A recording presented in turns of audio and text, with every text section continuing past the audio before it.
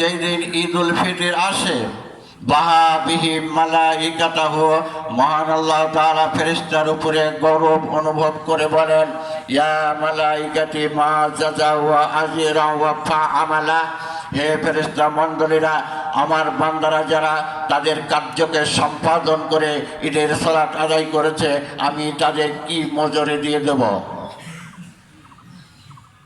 ক্বালু রাব্বানা আইয়ুওয়াফা আজরা, হে প্রতিপালক, ফেরেশতারা বলবেন, হে প্রতিপালক, আপনি তাদের পূর্ণ মজুরি দিয়ে দেন।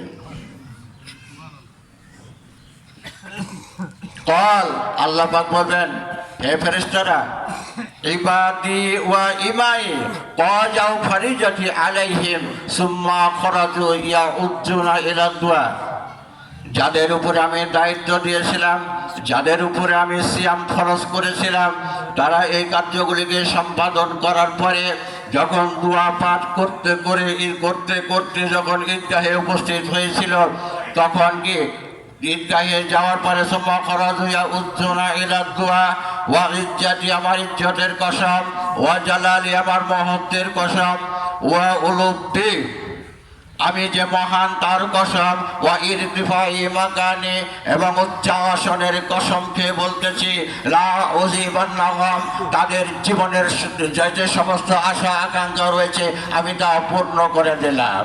সুবহানাল্লাহ। ফায়াকুলুর যে কত গফারতু লাকুম, এবং আমি তোমাদের জীবনের সমস্ত গুনাহগুলি এই মুহূর্তে ক্ষমা করে দিলাম। সুতরাং ফায়ারজিউনা মাগফুরাল্লাহুম, তারা ঈদগাহ থেকে একেবারে নিষ্পাপ হয়ে নিজ নিজ বাড়িতে প্রত্যাবর্তন করবে। এই বলেই আমি আমার বক্তব্য শেষ করছি।